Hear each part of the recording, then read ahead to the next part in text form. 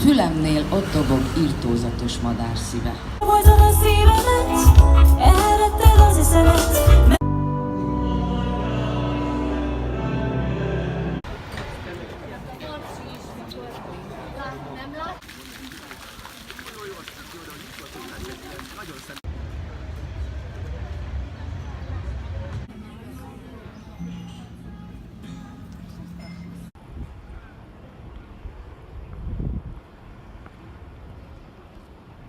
Okay, so this is my last video log while I'm in Budapest.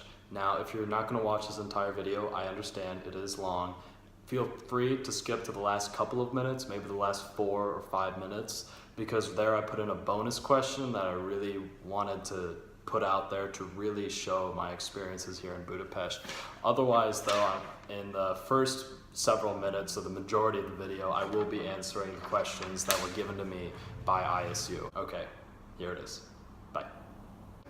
So the first question was how this experience has changed me. So I really think that first and foremost, the video logs kind of taught me how to speak more fluently and to just not say and if I need to learn how to say something, just to pause rather than to try and find a filler word. However, this is a study abroad video, so not a vlog tutorial. So one of the things I really learned was how to be more independent. Now I understand that's a pretty typical answer.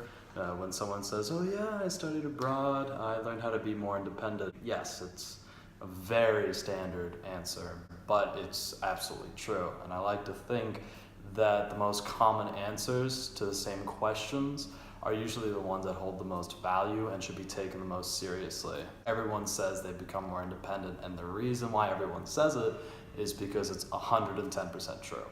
I believe that I now navigate airports, bus terminals, streets a lot better. I am directionally challenged, I'm not gonna lie. Even in my hometown of Glenview, I still have a lot of difficulty finding my streets sometimes. I also think that it made me slow down and smell the roses, to stop and smell the roses, excuse me, here and there. Life in Budapest is a lot different compared to my life in Illinois State.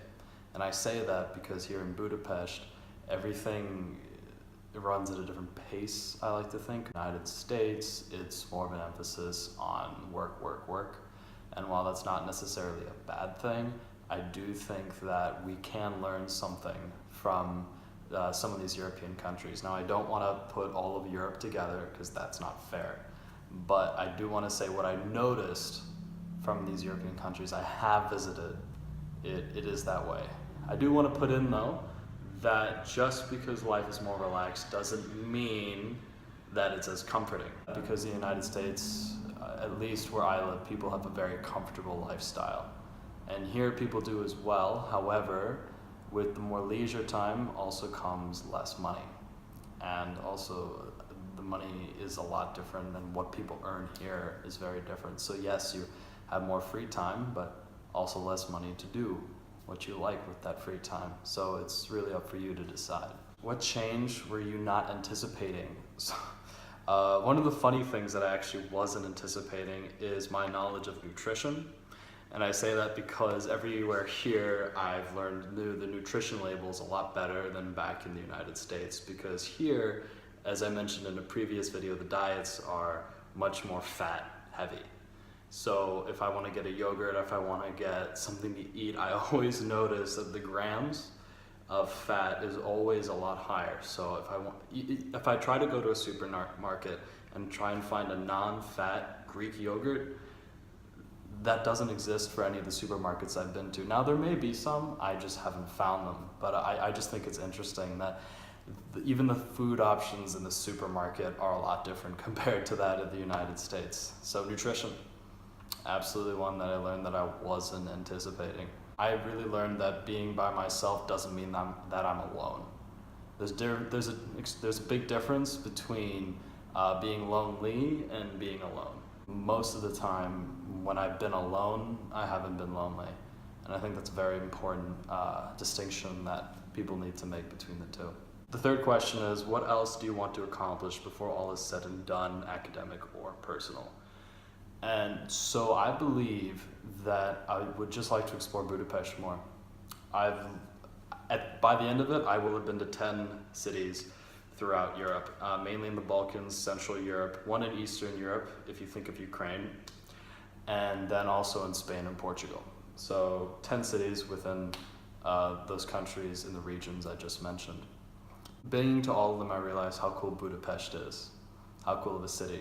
It offers absolutely everything that I want in a city, and going to these other places, it just didn't have the same vibe. And so going through those 3 questions, I really want to drive home the point that Budapest has been an incredible experience. And so this is the bonus question that I'm going to be doing. So for the bonus question, it would be, do I have any regrets? And the answer is no. Who I do have regrets for are the people not studying abroad in Budapest, excuse me. And the reason why I say that is because I genuinely believe that this city has so much to offer, and I've had so many incredible experiences. Now, I can understand people who want to go to Western European cities like London or Rome, but I do think that going to Budapest made me realize the differences between East and Western Europe, and even Central Europe, as there is a difference between those 3. And being in Budapest is, I think, the hub of all of it. Budapest was under communist occupation for 60 years, 70 years. And during that time, it really changed the country and the city. And it also was kind of a background of history. Hungary used to be 3 times the size that it was now. It used to be one of the wealthiest kingdoms in all of Europe.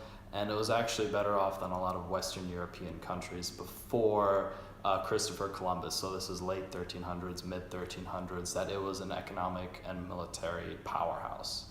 And ever since then, things have changed, obviously. Now, I don't want to get into the details, but I do want to drive home the point that Budapest is a representation of Western, Central, and Eastern Europe.